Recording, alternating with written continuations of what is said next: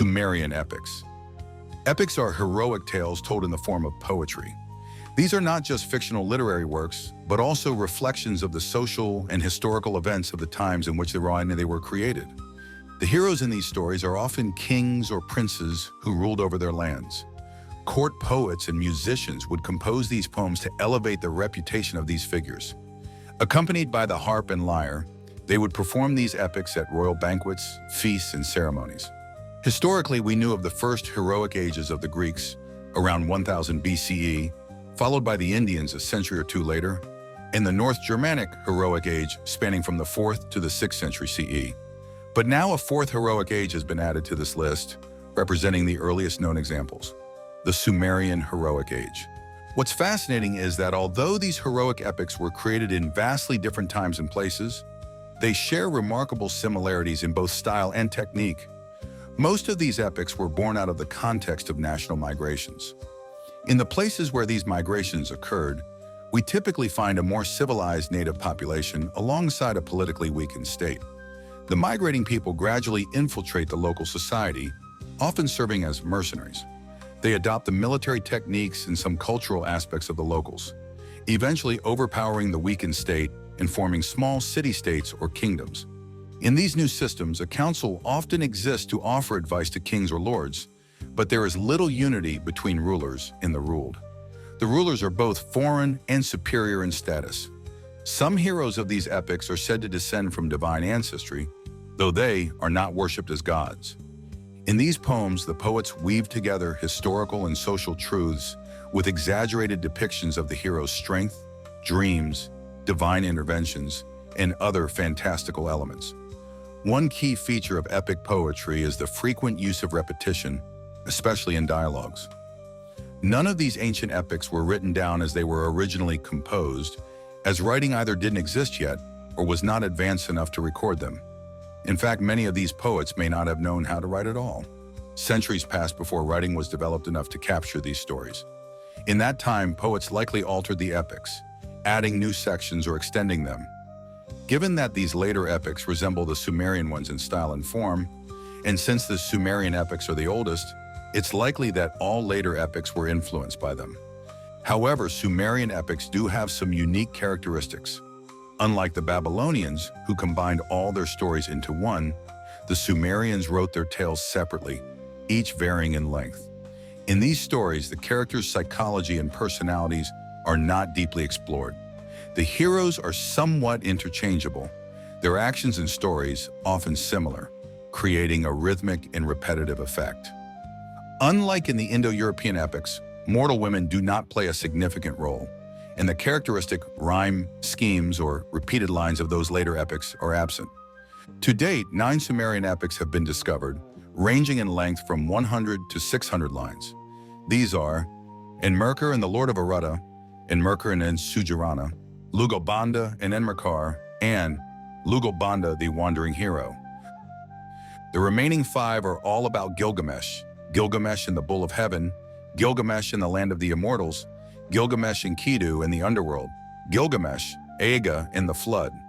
3 of these heroes, semi-historical figures, appear on the Sumerian king list. They are Enmerkar, the second king of the Uruk dynasty after the flood, Lugalbanda, the third king, and Gilgamesh, the 5th. In this episode, we'll be summarizing the tales of Gilgamesh. In our next episode, we'll talk into the other 4 epics.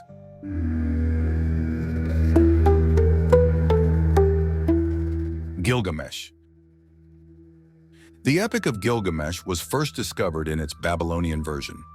The Babylonians took individual stories about this legendary hero from the Sumerians and combined them into one cohesive epic.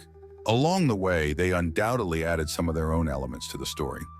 In the last century, the tablets belonging to the library of Ashurbanipal were unearthed in Nineveh and brought to England. As scholars began to study these tablets, it was George Smith in 1862 who first noted something remarkable. Among these texts was a flood story that closely resembled the one in the Bible. Naturally, this discovery caused quite a stir, particularly among the religious, as the flood narrative had been believed to originate from the Bible, divinely inspired by God. Ironically, John Smith's faith was shaken. Over time, many more fragments of this epic spanning various centuries have been found. Interestingly, translations of the epic in Hittite and Hurrian languages have also been uncovered, indicating that the tale of Gilgamesh was read and cherished across the Near East for centuries. The epic itself contains nearly 3,500 lines, and its lasting appeal comes from how it captures the essence of human nature across time and culture. Gilgamesh is a hero, but he is also profoundly human. He feels joy, sorrow, exhaustion, hope, and despair. His desires for love, loyalty, fame, adventure, and the fear of death are universal themes, resonating deeply with people for centuries. These emotions have kept the epic alive, translated into various languages, and embraced by different cultures. The epic we're most familiar with is the Babylonian version. However, the names of characters, especially Gilgamesh and the gods, suggested that the story had deeper, older roots. And sure enough, when excavations in southern Mesopotamia uncovered Sumerian tablets, they revealed that the Babylonians had inherited the stories from the Sumerians. The Sumerians had originally written these tales separately, and it was the Babylonians who wove them together, adding their own touches to create the grand epic we know today. In this podcast, we're going to focus solely on the Sumerian versions of these stories, bringing you the original threads from which the epic tapestry of Gilgamesh was woven. Gilgamesh and the Bull of Heaven. The goddess Inanna, the goddess of love, finds herself enchanted by Gilgamesh, the mighty king of Uruk. She offers him countless gifts and makes a generous proposal to marry her. But Gilgamesh, wise and cautious, refuses her advances. He knows that Inanna is not one to stay loyal. She's fickle, constantly moving from one lover to the next. Naturally, this rejection infuriates Inanna. Determined to make Gilgamesh pay for his refusal, she pleads with the sky god, An, asking him to release the Bull of Heaven to wreak havoc on Uruk. At first, An refuses, knowing the chaos this would unleash, but Inanna, persistent and fiery, threatens to unleash the gods of the Underworld if he doesn't comply. Fearing her wrath, An finally agrees and grants her the Bull of Heaven. Inanna sends the bull down to Uruk, and it causes massive destruction, tearing the city apart. However, in the end, Gilgamesh, alongside his loyal companion Enkidu, defeats the beast. It's a victory, but one that doesn't come without consequences. Gilgamesh, Enkidu, and the Underworld. The Babylonian version of the Gilgamesh epic is written on 12 tablets, but the 12th tablet stands out. It's clear that this final part isn't truly connected to the main epic. It's actually a translation of a separate Sumerian story, giving us insight into yet another legendary tale involving Gilgamesh and Enkidu. The story starts with the creation of the world, but then shifts its focus to a mysterious tree, the Hulupu tree, growing by the Euphrates River. This tree, possibly a willow, grows strong and tall thanks to the river's nourishing waters. But one day, a southern wind uproots it, sending it drifting along the river. As fate would have it, the goddess of love, Inanna, happens upon the tree and rescues it. She takes it back to the sacred city of Uruk, planting it carefully in her garden. Her dream, to let it grow so that one day she could fashion a beautiful bed and a throne from its wood. Time passes and the tree thrives. But soon a serpent nests in its roots, a fierce Imdugud bird settles in its branches, and the demon Lilith makes her home in its trunk. Devastated by this invasion, the usually cheerful and tender-hearted Inanna weeps. She turns to her brother, Utu, the sun god, but he pays her little attention. In her desperation, she finally seeks out Gilgamesh for help. Without hesitation, Gilgamesh grabs his mighty weapon, a colossal axe known as the Axe of the Road, weighing nearly 50 mana, roughly 25 kilograms, and goes to battle.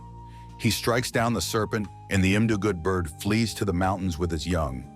As for Lilith, she runs off, abandoning her home in the tree.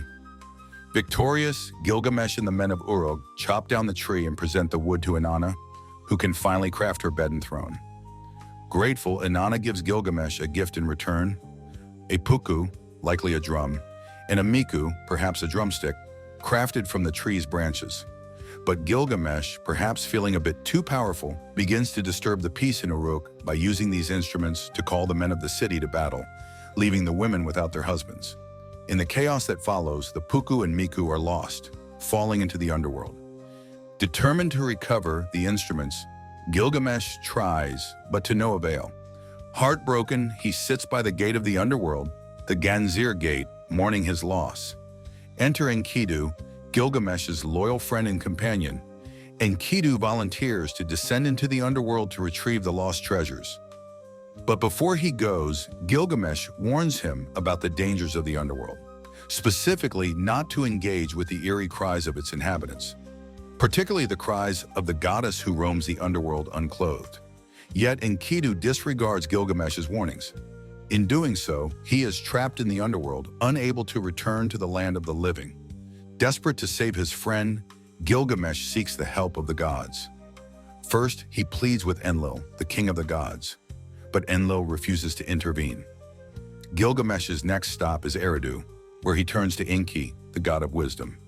Enki, more sympathetic, promises to help.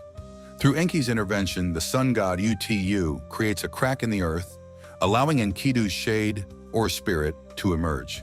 Though only a shadow of his former self, Enkidu reunites with Gilgamesh, and the two share a final, bittersweet moment.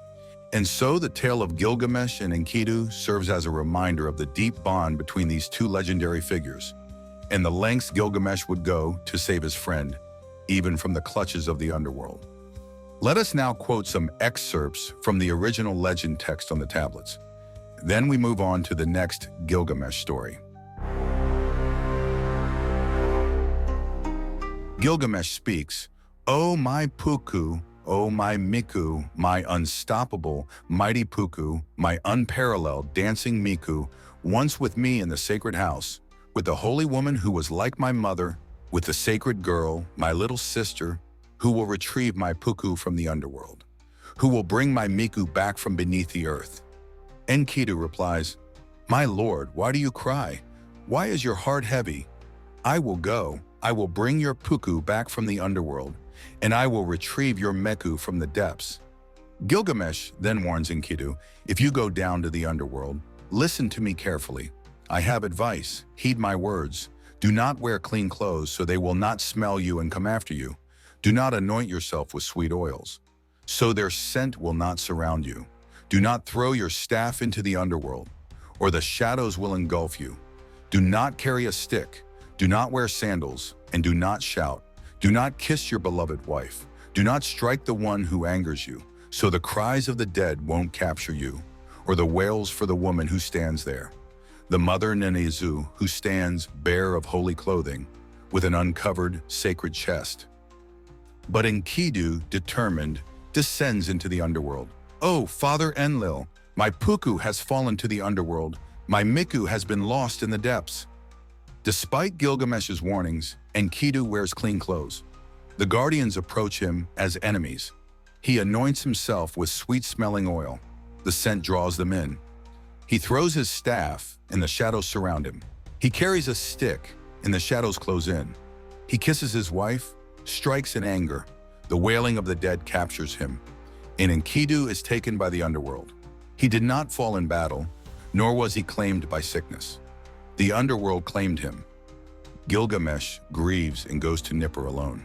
He cries to Enlil, "Father Enlil, my Puku has fallen to the underworld. My Miku has gone into the depths. I sent Enkidu to retrieve them, but the underworld has taken him." Enlil shows no concern. Gilgamesh then goes to Eridu, to Enki. "Father Enki, my Puku has fallen into the underworld. My Miku has sunk into the abyss. I sent Enkidu to retrieve them, but he was taken by the underworld." Enki takes pity on him and turns to Utu, the hero. "O son of Ningal, open a crack into the underworld. Let Enkidu's spirit rise from the depths." And so they open the crack, and Enkidu's spirit ascends. They embrace, they kiss, they weep and speak. Gilgamesh asks, "Tell me, what have you seen in the underworld?" Enkidu replies, "I cannot tell you, my brother. If I do, you will weep." But Gilgamesh insists, "Then I must weep." Enkidu says, "The body that once brought me joy, now the worms devour it like an old garment. My once beautiful head is now a bowl of mud." Gilgamesh asks, "Did you see the man hung on the gallows?" Enkidu answers, yes, if only he had repented, he would have been saved. Gilgamesh continues his questions. Did you see the man who died naturally? Yes, he sleeps in a bed and drinks cool water. What of the man who died in battle? His family cares for him. His wife works for him. Did you see the one with one son? Yes. And 2 sons? Yes. 3 sons? He drank much water. 4 sons? His heart was joyful. 5 sons? He served the palace with justice. 6 sons? His heart was light like one plowing a field. 7 sons? He was like one close to the gods. Gilgamesh asked one last time, and the one whose body lay unburied? His spirit found no rest in the underworld.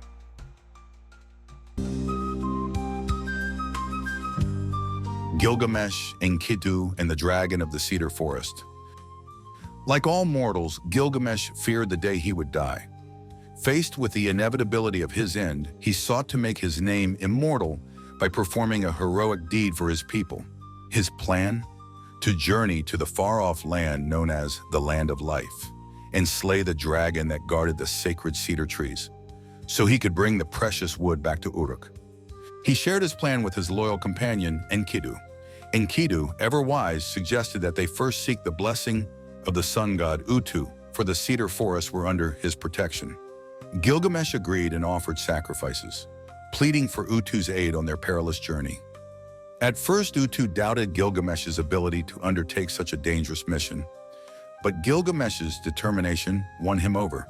Moved by his courage, Utu agreed to help and granted him 7 powerful forces to immobilize the terrifying demons that lurked between Uruk and the Land of Life.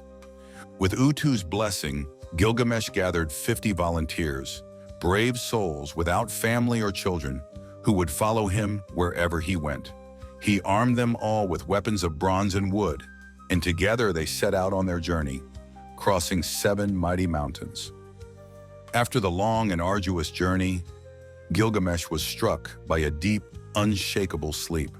When he finally awoke, furious at the time lost, he swore by his mother, the goddess Ninsun, and his father, Lugalbanda, that he would enter the Land of Life, and that neither man nor God could stop him. Enkidu, concerned for his friend, warned him of the ferocious guardian of the cedar forests, the terrible monster Huwawa, known in Babylon as Humbaba. Enkidu begged Gilgamesh to turn back, as no one had ever survived Huwawa's deadly wrath. But Gilgamesh, confident in their bond and their strength, refused to listen. He assured Enkidu that as long as they stood together, nothing could harm them. As they approached, Huwawa spotted them from his cedar house and launched a wild, frantic attack. But Gilgamesh and his men pressed on. After cutting down 7 cedar trees, Gilgamesh charged into the monster's lair. To their surprise, as Gilgamesh confronted Huwawa, the mighty beast was struck with fear. Huwawa pleaded with the sun god, Utu, for mercy, begging Gilgamesh to spare his life. Gilgamesh, ever the compassionate warrior, hesitated. He considered letting the creature go and shared his thoughts with Enkidu, speaking in riddles about releasing the beast. But Enkidu saw the danger in this and warned Gilgamesh not to act foolishly. Huwawa, knowing his fate was sealed, lashed out in anger, and so Gilgamesh and Enkidu struck him down, severing the beast's head. They took Huwawa's body back to the gods, Enlil and Ninlil, though the story's end remains shrouded in mystery as the ancient text was lost to time. Now let us delve into the original epic, as written on the tablets of Sumer. These are the words as the Sumerians wrote them. The Lord set his heart on the land of life. Gilgamesh, the king, set his heart on the land of life.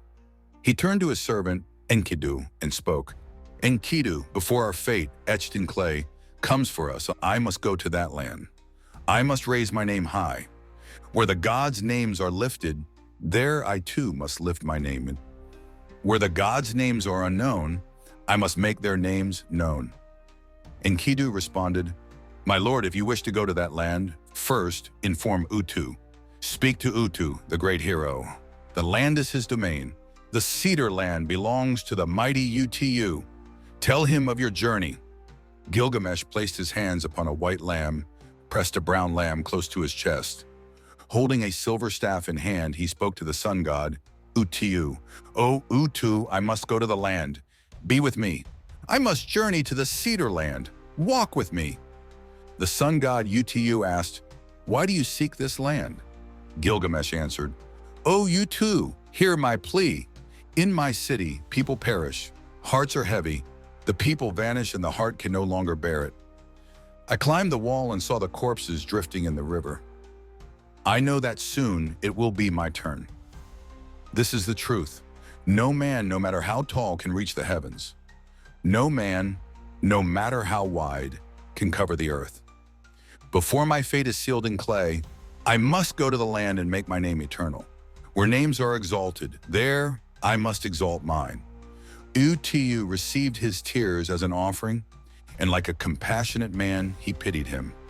He called upon 7 heroes, the sons of one mother. The first, a monstrous beast. The second, a venomous serpent. The third, a mighty dragon. The fourth, a raging fire. The fifth, a freezing serpent of madness.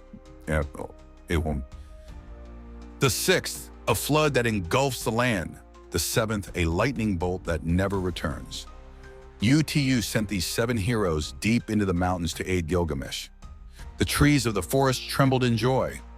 Lord Gilgamesh rejoiced. Then Gilgamesh gathered 50 men without mothers, with no one to mourn for them. He forged weapons of bronze and wood, and together they set out on their journey. They crossed 7 mountains along the way. Now the tablet is broken, so we do not know how they crossed. As they neared the forest, Gilgamesh fell into a deep sleep, and it was said that this was the trick of Humbaba. Those who accompanied him tried to wake him. "O Gilgamesh, Lord, son of Uruk, how long will you sleep?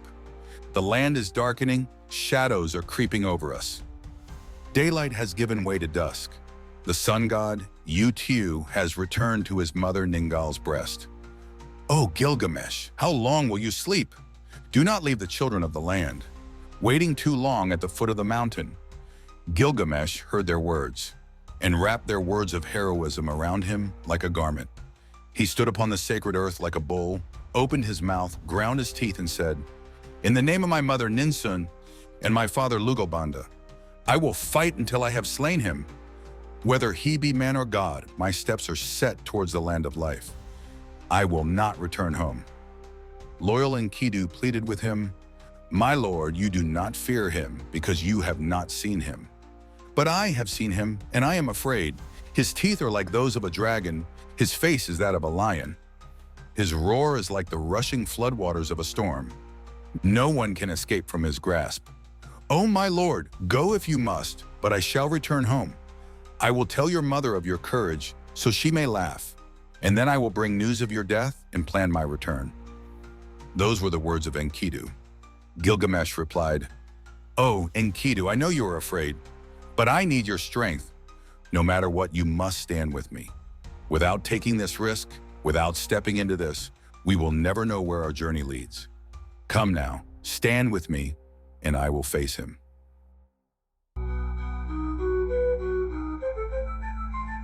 Gilgamesh and Agga. This tale may be short, but its significance is immense. It focuses solely on human affairs. No gods, no myths of divine intervention. There are no superhuman feats of heroism, only historical accounts. It tells of the conflicts between the ancient city-states of Sumer, one of which is not mentioned in any other document. More importantly, it provides insight into the political thoughts and actions of the time. Most crucially, it offers the earliest known example of democratic decision-making. The king doesn't decide on war alone. He consults 2 separate councils, one of elders, Didin, and one of the young men. In the 3rd millennium BCE, Sumer was composed of city-states, each vying for dominance. According to Sumerian legend, after the Great Flood, kingship descended from heaven to the city of Kish. But further south, Uruk began to grow in power, challenging and intimidating Kish.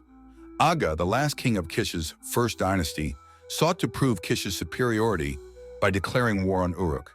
He sent a messenger to Gilgamesh, the king of Uruk, and declared his intent to conquer the city. Before deciding, Gilgamesh consulted the Council of Elders. Should we submit to Kish without a fight, or defend our freedom through war? The elders favored submission and peace, but Gilgamesh wasn't satisfied. He turned to the council of young men and posed the same question.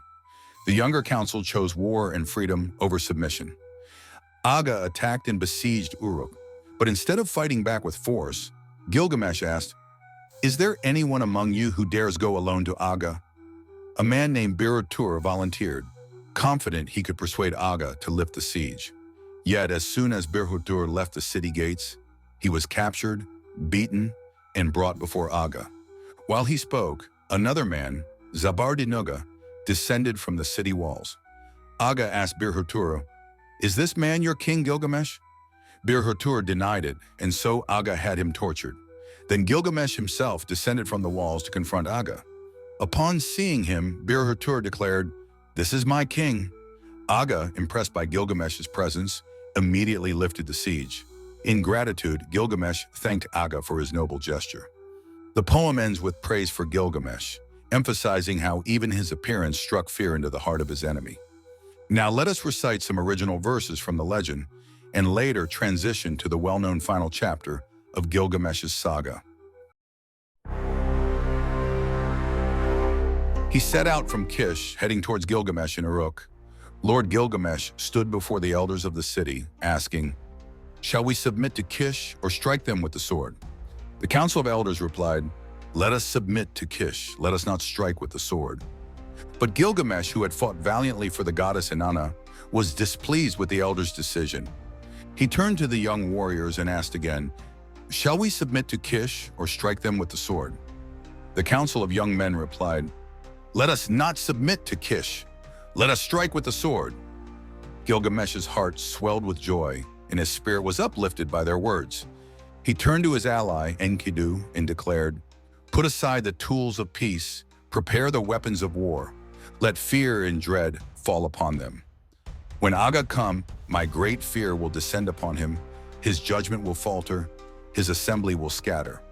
For 5 days, 10 days, Agga's forces besieged Uruk. But Gilgamesh, lord of Kulab, called out to the warriors, "O my brave men, who among you will go alone to Agga?" Birhottur stepped forward, offering his loyalty to the king. "I will go to Agga. His judgment will falter, his assembly will scatter." Birhottur left through the city gates, but they captured him. They beat him and dragged him before Agga. Before Birhottur could speak, Zabardinugga descended from the walls. Agga, seeing him, asked Birhottur, "Is this man your king?" "No, this is not my king. If it were, he would have a strong brow, a beard of lapis lazuli, and fingers as fine as gold." The crowd did not rise, they did not scatter. Agga's soldiers beat Birhottur, tortured him. But after Zabardinugga, Gilgamesh himself descended from the walls. Seeing him, Agga asked, "Is this man your king?" "This man is my king," Birhottur declared. At that moment, the crowd rose, scattered, and the dust settled. Agga, the king of Kish, held back his army. Gilgamesh, lord of Kulab, addressed Agga. "You are my commander, my general, Agga.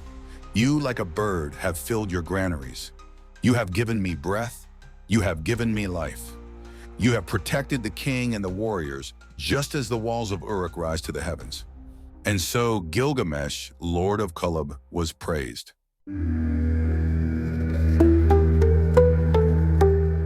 The Great Flood. According to the Torah and other religious texts, there was a time when humanity became so corrupt that God or the Lord decided to destroy them. However, there was one man, Noah, who knew and obeyed God's commandments. God told Noah that he would bring a great flood to wipe out humanity. He instructed Noah to build an ark and explained exactly how it should be made and what to take aboard. Noah followed these instructions, and when the flood came, only those on the ark survived. As a reward, God granted Noah a lifespan of 950 years. Now, fast forward to the 19th century. A young scholar named George Smith was examining ancient tablets that had been unearthed during excavations in Nineveh, present-day Iraq. These tablets were brought to the British Museum, and one day as Smith was reading through them, he came across something astonishing, the same flood story, right there on a Sumerian tablet. In 1876, when this text was published, it sent shockwaves through the community. Religious leaders were particularly shaken, as they had believed this tale of the flood was unique to the Torah. But here it was, also found in ancient Sumerian literature. Further excavations revealed more details. The story of the flood was actually part of the Epic of Gilgamesh. In this version, Gilgamesh hears the flood tale from Utnapishtim, the Sumerian equivalent of Noah, who had been granted immortality. One of the most important tablets was eventually found in Philadelphia, though it was partially broken. Despite this, the information it held was critical. The text describes a council of gods deciding to destroy humanity with a flood. Some of these gods, however, were not entirely on board with this decision. Enter Ziggurats, the Sumerian counterpart to Noah. He was a pious man who feared the gods and received messages from them through dreams or omens. Ziggurats overhears a god announcing that humanity will be destroyed by a great flood. Though parts of the text are missing, it's clear that Ziggurats was instructed to build a large boat. The flood comes, covering the entire land for 7 days and 7 nights. When it finally ends, Ziggurats offers a sacrifice to the sun god. In return, he is granted eternal life, and the gods send him to Dilmun, the paradise where the gods dwell. Some of the lines from the surviving parts of the text read, Ziggurats stood by the wall listening.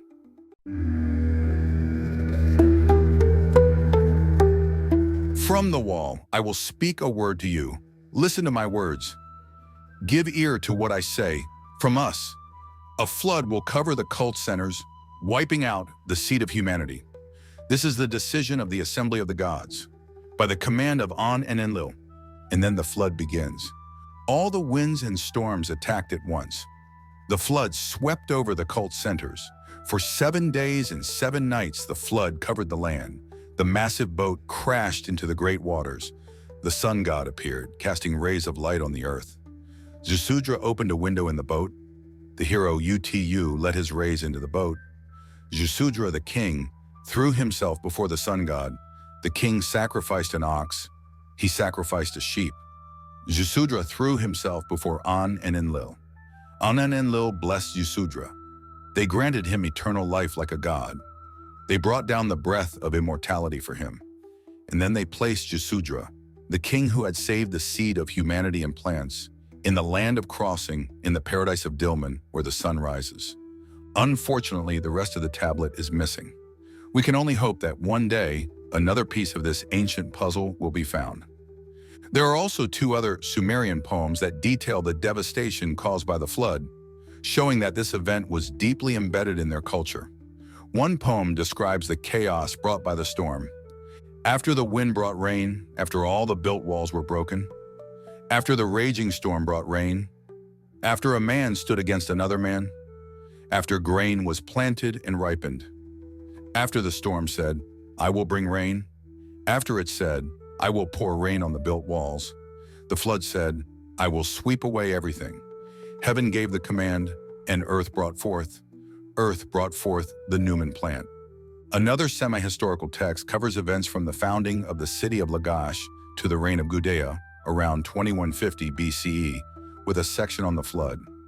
After the flood had swept everything away, after the destruction of the land was complete, after humanity had endured to the end, after the seed of humanity was preserved, after the black-headed people of Sumer had rebuilt themselves, after An and Enlil called the people by name, and the office of ruler was established, but still the kingdom had not yet descended from heaven. These accounts of the flood and the heroes that emerged from them are part of an incredible body of literature that was later adapted by the Babylonians, though not word for word. The Epic of Gilgamesh is one such example. We also find myths entirely dedicated to divine heroes, blending legends with themes of battling monsters. These stories are a testament to the powerful and rich mythology that shaped the ancient world. The Death of Gilgamesh. Information about Gilgamesh's death is quite limited, and the available texts are largely fragmented and incomplete. Most of these texts are based on tablet fragments discovered in the Nippur excavations. However, in recent years, a different version of the Nippur text, discovered in a region now called Hadad, formerly Mitterrand, has been found. This version, which spans about 305 lines, differs somewhat from the Nippur text. Despite some broken sections, Up to 217 lines of this text are legible, detailing Gilgamesh's illness, a prophetic dream of his death, and the fulfillment of that dream. Here's how the story unfolds.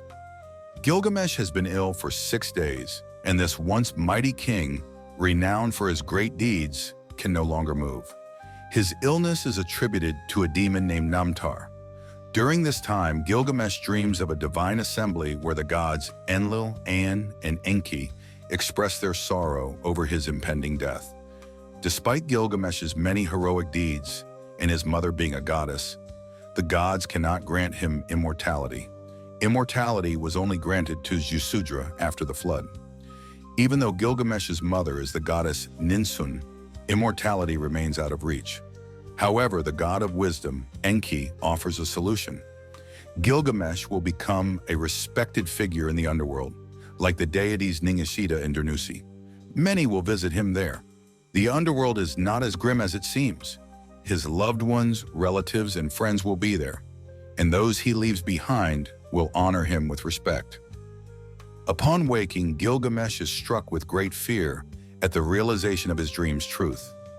Despite his heroic deeds and his divine mother, the gods still do not grant him immortality. Yet there is consolation in knowing that he will be a respected figure in the underworld. After his death, his people will mourn deeply, commemorate him, and show him honor. Eventually, Gilgamesh dies. He prepares gifts to take with him to the underworld, but the specifics of these gifts are not mentioned in the text. Gilgamesh's son commissions a grand tomb to be built by draining the Euphrates River. The entire populace helps in the construction. The tomb's doors are made of stone, with the lock, threshold, and door pivots crafted from diorite, and the fittings made of gold. After completion, the tomb is completely covered with earth to conceal it. At Gilgamesh's funeral, his first and second wives, children, musicians, barber, attendants, and all his loved ones are present. People mourn his death by tearing their hair and weeping. Yet Gilgamesh finds happiness in the underworld. Knowing his name will never be forgotten, statues will be erected in temples, and he will be remembered as a hero. Gilgamesh's illness is described in the following lines. Gilgamesh on his deathbed. Oh, great wild bull, he lies there, never to rise again. Lord Gilgamesh lies there, never to rise again. The bringer of the perfect tree lies there, never to rise again. The hero bound by shoulder ties lies there, never to rise again. The one with full strength lies there, never to rise again. The one who crushes the wicked lies there, never to rise again. The one who speaks with wisdom lies there, never to rise again. The one who knows how to climb mountains lies there, never to rise again. The text about Gilgamesh's death ends here. As we see, this narrative is pieced together from various tablet fragments. Many ancient literary works are discovered this way by scholars. Fragments from the same topic found in museums are identified, copied, and studied. These copies are then assembled into coherent texts and translations are made. These translations are quite challenging. Missing sections in the tablets can lead to loss of narrative coherence or misinterpretations due to the multiple meanings of symbols. This process often involves the efforts of many Sumerologists and Assyriologists over a long period of time.